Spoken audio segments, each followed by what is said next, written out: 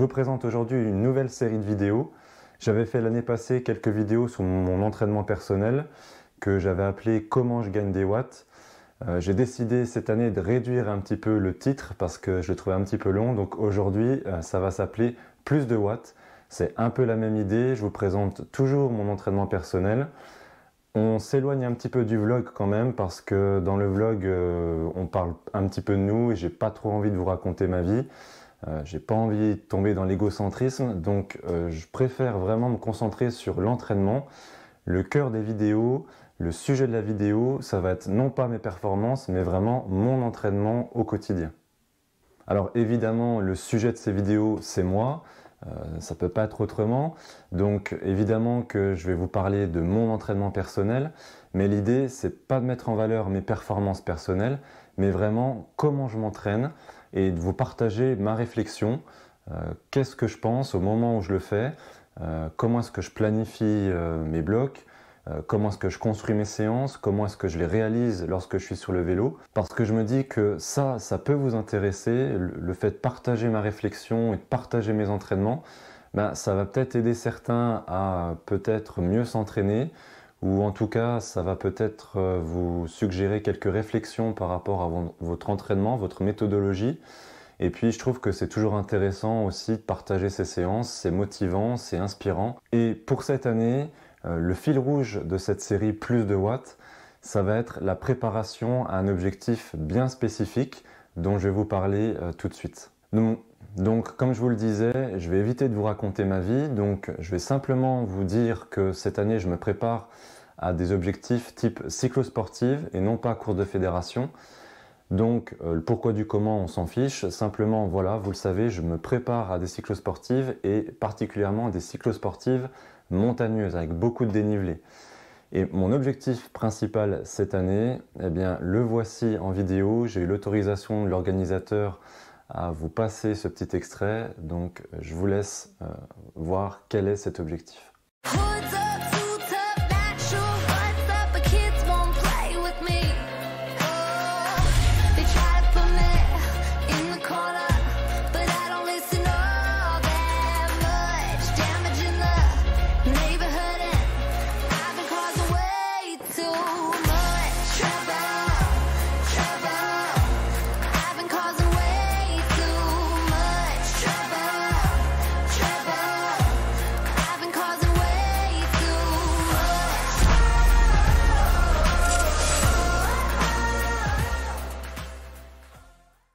Voilà, donc la Pierre Grand Fondo Mont Ventoux, c'est un objectif que je vais préparer cette année, donc qui a lieu au mois de juin. Donc ça me semblait intéressant de vous partager ma préparation, comment est-ce que je planifie mes blocs, quel type d'entraînement je vais faire, quelles séances, comment est-ce que je vais les organiser autour de cet objectif. Et ça va peut-être vous permettre, je l'espère, de préparer vous de votre côté, en tout cas de mieux préparer, ou peut-être de modifier quelques petites choses, ou tout simplement de vous motiver à vos propres objectifs. Alors j'ai choisi de vous parler de mon objectif en sachant très bien le contexte sanitaire actuel qui rend les choses très incertaines. Ça se trouve, je ne ferai même pas la course. Mais bon, je pense que ça reste intéressant, même si elle était annulée, ça ne change pas ma préparation.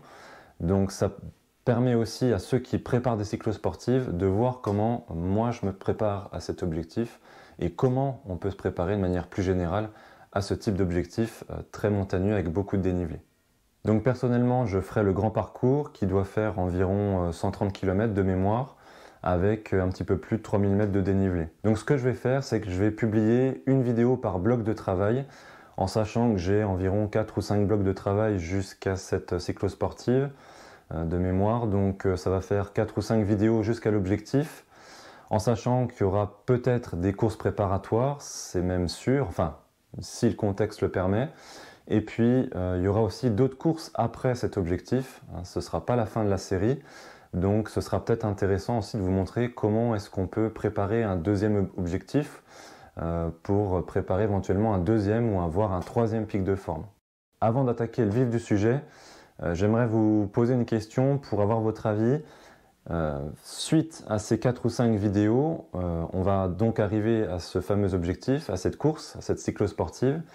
Et je me demandais si ça vous intéresserait d'avoir mon point de vue à l'intérieur de la course. Est-ce que vous aimeriez que je vous filme la course en sachant que, je le redis, le but de cette vidéo, c'est pas de mettre en valeur mes propres performances, mais je me dis, ce serait peut-être dommage de ne pas vous montrer l'objectif final en sachant que je vous ai montré toute la préparation en amont.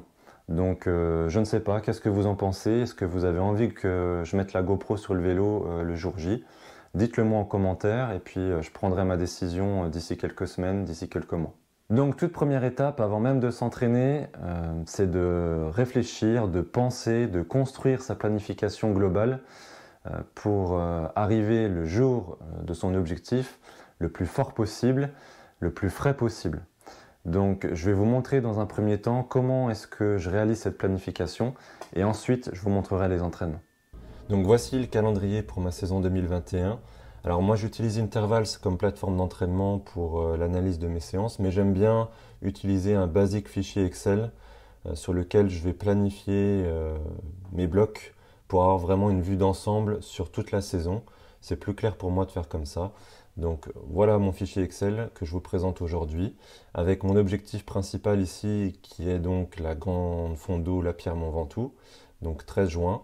Et puis j'y suis allé à reculons petit à petit en plaçant mes blocs jusqu'au mois de janvier. Donc je vais passer très brièvement sur l'ensemble des blocs. Je ne vais pas vous parler en détail de chacun, je le ferai dans chaque vidéo lorsqu'on y sera. Donc aujourd'hui on est au mois de février, donc je vais vous parler plutôt du gros bloc ici en rouge que j'ai fait, qui est quasiment terminé, qui correspond au bloc sur janvier et février. Donc je vous explique comment j'ai construit ma planification. J'y suis allé donc en reculant avec une semaine d'affûtage pour préparer vraiment l'objectif. Et puis juste avant, une semaine que j'ai appelée semaine de transition, j'aurai l'occasion de vous expliquer ce que je fais dans cette semaine dans une prochaine vidéo. Juste avant cette semaine de transition, une semaine de récupération qui va séparer cette semaine au gros bloc de VO2 que j'ai appelé VO2 20-30 minutes parce qu'en fait, je vais vraiment chercher à développer mes puissances entre 20 et 30 minutes sur ce bloc-là. J'aurai l'occasion aussi de vous expliquer pourquoi je fais un bloc spécifique sur 20 et 30 minutes juste avant d'arriver à mon objectif. Autre bloc en bleu ici, donc c'est un bloc où j'avais prévu de partir en montagne pour monter des cols, voilà, faire du dénivelé. Je ne sais pas si je pourrais le faire cette année, on verra, donc je vous redirai à ce moment-là. Et puis juste avant, j'avais prévu de faire de nouveau 15 jours de développement de la puissance entre 20 et 30 minutes parce que c'est quelque chose, comme je viens de vous le dire, qui va être capital pour moi sur l'épreuve. Et puis, si on continue de reculer un petit peu, en orange ici, on a un bloc de Jiménez. Le bloc de Jiménez, j'aurai aussi l'occasion de vous en reparler, mais ça va me permettre de développer mes puissances sur des durées qui sont beaucoup plus longues, plutôt entre 45 minutes et 1 heure, et qui vont me permettre d'être le plus performant possible sur le Ventoux. Et puis avant d'arriver à ce bloc de Jiménez, ce que je viens de faire, ce que je viens de terminer ici, ce sont ces deux blocs de 3 semaines de développement de la VO2 max et de la PMA. Et pour développer cette VO2 max et cette PMA, j'ai choisi d'utiliser un exercice dont je vous ai déjà parlé, qui fonctionne très très bien sur moi, qui est l'exercice de 30-15. Donc aujourd'hui, dans cette vidéo, je vais surtout vous parler de cet exercice et puis des petites choses que j'ai mis en place à côté en parallèle. 9 février, donc là ça fait déjà un petit moment que je me suis lancé dans un programme de renforcement musculaire sur 12 semaines. Et là, je me trouve à la toute fin du programme avec la dernière séance de test qui va me permettre de valider mes progrès. Alors le renforcement musculaire, c'est quelque chose que je fais tous les ans, mais cette année, elle est vraiment particulière parce que c'est la première fois où j'utilise vraiment des charges lourdes, très lourdes, pour vraiment travailler la force maximale et pas simplement me renforcer, et pour retrouver ces gains de force max sur le vélo. Alors quand j'ai débuté ce plan de 12 semaines, je soulevais difficilement 100 kg au back squat, et aujourd'hui, vous allez voir que je suis capable de faire 3 répétitions à 134 kg. Alors le but, c'est pas de mettre en valeur encore une fois mes performances, c'est simplement de vous montrer que ce travail de renforcement, il m'a été particulièrement utile. Et je peux vous dire que je retrouve une partie de ces gains sur le vélo. Alors c'est flagrant sur des durées très courtes, notamment sur les sprints, où là j'ai gagné plus de 100 watts. Et je le perçois et je l'observe aussi sur des durées plus longues, même si c'est pas aussi flagrant. Je sens qu'au niveau musculaire, j'ai plus de force. Et puis au niveau des watts, vous allez voir que je suis capable aujourd'hui, au mois de février, de terminer des séances que je n'étais pas capable de terminer en pleine saison l'année dernière. Donc si j'ai un conseil à vous donner, pratiquez le renforcement musculaire, pas simplement l'hiver, mais toute la saison. Simplement une petite séance de rappel durant la semaine, ça suffit pour vraiment maintenir les acquis et puis limiter la fatigue par rapport aux séances que vous allez faire sur le vélo. On est toujours le 9 février, j'ai fait ma séance de renforcement le matin et je fais cette séance de 30-15 l'après-midi. C'est quelque chose que j'aime bien faire le même jour en bi-quotidien parce que je me suis aperçu que ça se combinait assez bien. J'ai pas tellement de traces de fatigue quand je les fais le même jour. C'est beaucoup plus gênant pour moi de les faire sur des jours décalés parce que bien souvent j'ai des courbatures le lendemain ou le surlendemain par rapport au renforcement. Donc cet après-midi, séance de 30-15, 3 x 10 x 30-15, donc ce qui va donner des séries qui vont durer entre 7 et 8 minutes. Donc c'est un exercice que moi j'affectionne particulièrement parce que je l'utilise chaque année et chaque année j'observe des gains qui sont vraiment conséquents sur moi. Donc je le réutilise encore cette saison, on verra ce que ça donne. Mais en tout cas c'est un exercice que je trouve particulièrement efficace pour à la fois améliorer sa PMA et puis à la fois améliorer aussi sa VO2 max. On travaille à la fois la VO2 max et l'économie de pédalage, ce qui va produire des effets à la fois sur sa PMA mais aussi sur des puissances, sur des durées beaucoup plus longues. Donc c'est vraiment un exercice que je trouve génial. L'exercice de 30-15 consiste à répéter des intervalles de 30 secondes à 100% de la PMA, entrecoupés par des contre-efforts de 15 secondes à 50% de cette PMA. Donc moi je réalise des séries de 10 répétitions, j'ai choisi aujourd'hui de réaliser 3 séries avec 3 minutes de récupération entre chacune de ces séries. Cette séance c'est la 6e du bloc, donc j'ai déjà réalisé 5 séances de 30-15 et si je vous ai choisi cette séance là en particulier c'est parce que je la trouve intéressante du point de vue de l'analyse, parce que vous allez voir que j'ai commis certaines erreurs ou en tout cas, il y a des observations à faire qui vont permettre d'améliorer les séances qui vont suivre. Quand on choisit de faire cette séance à l'extérieur, sur la route, l'une des difficultés, c'est déjà de trouver une bosse qui soit suffisamment longue pour pouvoir terminer une série complète sans avoir besoin de redescendre. Si vous choisissez de faire des séries avec 10 répétitions, il faudra trouver une bosse qui dure au minimum 7 minutes 30. Mais si vous montez jusqu'à 13 répétitions par exemple, ça va vous donner des séries qui vont durer quasiment 10 minutes. Moi j'ai la chance d'avoir près de chez moi, en tout cas pas très loin, une bosse qui soit assez longue. Elle dure environ 20 minutes. Donc ça va me permettre de faire au moins 2 séries sans avoir besoin de redescendre. Mais pour la 3e, je serai obligé de redescendre et vous allez voir que ça va poser un problème. Donc c'est parti, on attaque la première série. Donc comme je vous le disais, c'est un exercice que je trouve vraiment très intéressant, notamment par rapport au fait qu'il vous permet de cumuler un temps proche de VO2 max très élevé, puisque vous allez voir en bas à gauche, là juste au-dessus de ma puissance, vous avez un petit graphique avec la puissance, donc avec les répétitions, et puis en blanc, vous avez la courbe avec la dérive cardiaque. Et vous allez voir que les contre-efforts de 15 secondes, ils ne permettent pas de récupérer suffisamment, donc ils empêchent cette fréquence cardiaque de redescendre trop bas, ce qui va nous permettre d'avoir une dérive cardiaque, c'est-à-dire une montée progressive de la fréquence cardiaque au fur et à mesure des répétitions, jusqu'à s'approcher de FC max sans jamais l'atteindre, mais en tout cas on s'en rapproche et on passe un temps proche de cet FC max très élevé. Alors dans mon cas, par rapport à ma fréquence cardiaque maximale, ça devient intéressant quand je commence à être au-dessus de 165 pulsations. Là, je commence à avoir une consommation d'oxygène qui est vraiment élevée. Donc le but, ça va être de passer un maximum de temps au-dessus de 165 pulses. L'objectif pour moi aujourd'hui, c'est de faire ces efforts à 360 watts avec un contre-effort à 180 watts. Donc vous allez voir que c'est quelque chose que j'arrive relativement bien à faire sur la route, même si c'est seulement ma 2e séance sur la route, puisque les autres séances je les avais fait sur home trainer, parce que par rapport à la météo notamment, c'était plus facile pour moi de les faire sur home trainer. Donc la 2e séance sur route, donc j'arrive relativement bien à maintenir cet effort à 360 et ce contre-effort à 180, même si c'est pas parfait. Vous voyez que sur cette courbe rouge, on a des pics un petit peu haut et puis parfois un petit peu bas quand il s'agit du contre-effort. Notamment à la fin de l'effort, vous voyez quand je relâche la puissance, j'ai un pic qui descend un petit peu trop bas, je relâche un petit peu trop la puissance. Donc ça, c'est une première correction que je pourrais faire pour les séances suivantes sur la route. Essayer de mieux contrôler la redescente pour maintenir vraiment 180 watts de façon la plus lisse possible. Et pour maintenir ces efforts et avoir une gestion la plus lisse possible, la plus exacte possible de la puissance, moi personnellement j'ai tendance à réduire un peu la cadence, puisque quand on réduit la cadence, on contrôle mieux la force qu'on exerce sur les pédales. Alors effectivement j'arrive à avoir une puissance qui soit un petit peu plus lisse, mais le problème c'est que quand on réduit sa cadence, la fréquence cardiaque a tendance à baisser un petit peu. Alors c'est pas grand chose, mais 2-3 pulsations, c'est quelque chose qui va jouer, notamment aujourd'hui, parce que vous allez voir que je vais avoir beaucoup de mal à dépasser ces 165 pulsations. Alors je vous ai filmé que la première série, en tout cas le début de la première série.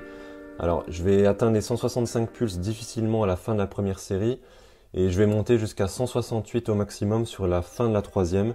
Donc c'est vraiment trop peu pour ce type de séance. Alors vous allez me dire que c'est peut-être parce qu'il faisait froid, peut-être que j'étais fatigué, mais non, c'était rien de tout ça. Parce que ce jour-là, je m'en rappelle très bien, j'étais très facile. Alors, qu'est-ce qui peut expliquer cette facilité, en sachant que j'ai quand même respecté une certaine progression à l'intérieur de mon bloc? Je pense que c'est dû au fait notamment que j'ai fait toutes mes séances principalement sur home trainer. Là c'était seulement ma deuxième séance sur la route et en fait je me rends compte là notamment aujourd'hui que je suis capable de sortir beaucoup plus de watts sur la route parce que je roule beaucoup plus sur la route et peut-être aussi qu'il y a d'autres facteurs qui rentrent en jeu, mais en tous les cas c'est comme ça. Je suis capable de sortir beaucoup plus de watts, entre 20 et 30 watts actuellement, donc c'est quelque chose qui est vraiment énorme. Et par rapport à mon ressenti, je vous garantis que ce jour-là, j'étais très facile. Donc c'est normal que ma fréquence cardiaque ne monte pas de façon très élevée. Donc c'est important de faire cette différence entre home trainer et route. Je sais qu'il y en a certains qui ont à peu près les mêmes watts, mais il y en a d'autres comme moi qui ont des watts assez différents, voire très différents. Moi c'est mon cas, surtout que mon capteur Shimano donne pas exactement les mêmes watts que mon home trainer, il les sous-estime un petit peu, donc ça veut dire qu'en plus, j'ai encore 10 ou 15 watts de plus par rapport au home trainer. Donc là, clairement, j'ai pris note. Prochaine séance, j'augmente de 20 watts l'effort et de 10 watts le contre-effort, ce qui me donnera une séance à 380 et à 190. Alors il y en a qui vont me dire pourquoi est-ce que j'ai pas continué sur home trainer, puisqu'en plus ça m'évite aussi ces problèmes de lissage de la puissance, ça me permettrait d'avoir des intervalles qui soient bien plus propres, qui soient bien plus précis. Certes, mais personnellement, je pense que les petits inconvénients de la route par rapport au home trainer sont largement compensés par d'autres choses, notamment le fait d'être à l'extérieur, parce que quand on s'entraîne pour un objectif sur la route, moi je considère qu'on n'est jamais mieux entraîné que quand on fait ces exercices sur la route. La biomécanique de pédage n'est pas exactement la même. Moi, je m'entraîne pour un objectif qui comporte énormément de dénivelé. Donc pour moi, c'est important de travailler le coup de pédale en bosse. C'est pour ça que je fais cet exercice en bosse. Et puis, on n'a pas cette liberté qu'on a sur la route, sur le home trainer. Le vélo est fixe. Là, on peut le balancer de droite à gauche, on peut se mettre en danseuse. Donc c'est un effort pour moi qui est différent. Et puis en plus, personnellement, j'ai remarqué que j'ai beaucoup plus de facilité à sortir des watts sur la route. Je parle pas seulement de puissance, mais du ressenti de l'effort. Je trouve que pour moi, c'est plus facile de faire une séance intense sur la route que sur le home trainer. Et ce qui m'amène à avoir une charge mentale à la fin d'un bloc, notamment d'un bloc de 30-15 qui est très exigeant, très fatigant, qui est bien moindre que si je l'avais fait sur home trainer. Donc pour moi, il y a plus d'avantages à faire ces exercices sur la route que sur le home trainer. Je dis bien pour moi, c'est pas le cas de tout le monde, mais en tout cas, moi je m'entraîne pour un objectif sur la route, donc j'essaye de m'entraîner le plus possible sur la route. 14 février, petite séance de Jiménez. Alors c'est pas un vrai Jiménez, c'est une moitié de Jiménez. Et puis si je vous ai mis cette séance, c'est aussi pour vous montrer que je ne suis pas un anti-home trainer, la preuve, je suis sur le home trainer. Alors pourquoi est-ce que je fais cette séance sur home trainer? Parce que l'exercice du jour dure 25 minutes. J'ai fait 5 répétitions d'intervalle à 1 et 4 minutes, donc 5 x 5, 25 minutes.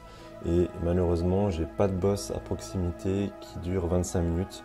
Donc là, pour le coup, le home trainer est bien plus adapté qu'une séance à l'extérieur, parce que faire un gymnase sur la route, sur le plat, pour moi, ça n'a pas un grand intérêt dans la mesure où je prépare des épreuves avec beaucoup de dénivelé.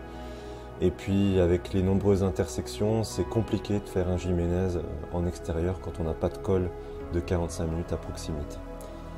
Et si je fais la moitié d'un gymnase et pas un gymnase entier, c'est pour limiter la fatigue que pourrait engendrer ce type de séance qui est très exigeante. Je me trouve toujours dans mon bloc de 30-15, donc priorité au 30-15.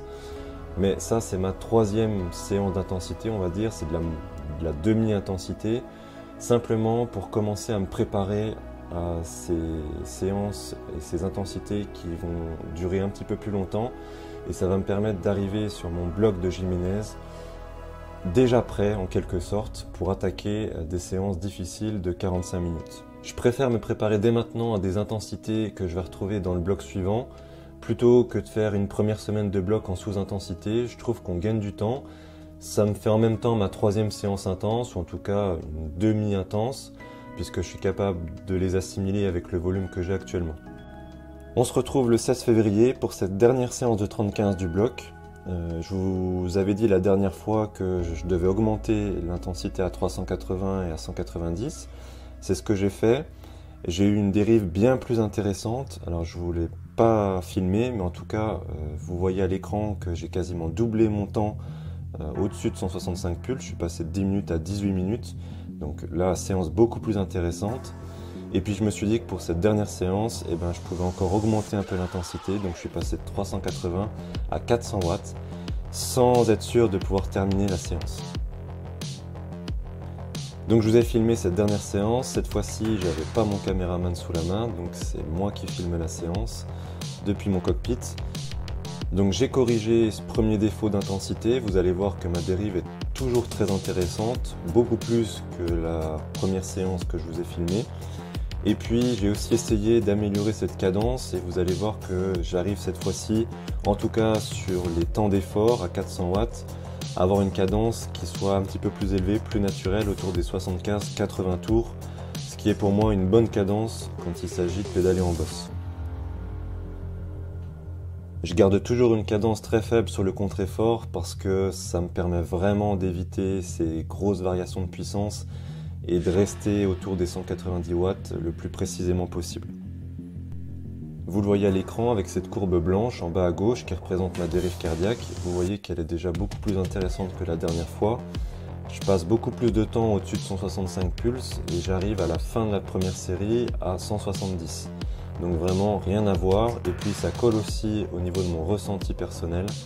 400 watts, là j'ai vraiment l'impression d'appuyer et tirer sur les pédales, donc on est bien. Par contre, un nouveau problème est survenu, c'est que à force d'augmenter les watts, je monte de plus en plus vite la bosse et je passe aussi plus de temps à redescendre. Alors quel problème ça pose? Les deux premières séries, j'ai pu les faire sans redescendre la bosse. Je suis arrivé au-dessus à la fin de la deuxième série. Donc j'ai une dérive cardiaque qui était très intéressante sur les deux premières séries. Je suis monté jusqu'à 170 sur la première et 173 ou 174 sur la deuxième, avec un temps au-dessus de 165 très élevé. Par contre, quand il a fallu que je redescende, il m'a fallu plus que 3 minutes pour redescendre suffisamment pour ne pas arriver au-dessus de la bosse à la fin de la troisième série. Donc du coup, j'ai pris beaucoup plus que 3 minutes de récupération, donc le cœur a eu le temps de redescendre beaucoup plus bas. Et le problème, vous allez le voir, c'est que sur cette troisième série, je monte finalement moins haut que sur la deuxième. Donc c'est aussi le problème de faire ça en extérieur, c'est que quand on n'a pas une bosse suffisamment longue, les temps de récupération entre les séries s'allongent un petit peu. Et vous voyez que c'est capital aussi dans ce type d'exercice, pas seulement le contre-effort, mais aussi le temps de récupération entre les séries pour pouvoir s'approcher plus de temps possible proche de VO2 max. Dans tous les cas, c'est une séance qui reste très intéressante puisque même si je suis monté un petit peu moins haut sur la troisième série, j'ai un temps total qui reste très intéressant, autour des 18 minutes toujours. Donc ça correspond à ce que je suis capable de faire sur une bonne séance de 30-15. Et puis à noter que ça, c'est une séance 3x10 x 30-15, voire même j'ai fait une 11e répétition pour le bonus à la fin, puisque je me sentais vraiment bien.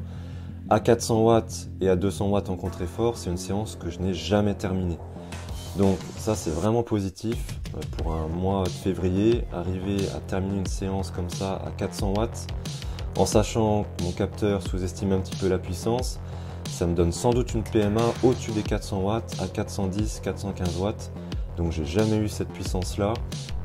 Encore une fois, c'est pas pour mettre en valeur mes performances personnelles, mais j'en reviens à ce que je vous disais au début de la vidéo avec cette sensation d'avoir gagné en force grâce au renforcement avec charge lourde. Et là, c'est la preuve, même si j'ai eu un bloc de 30-15, donc forcément le cumul des séances m'a fait progresser, c'est sûr.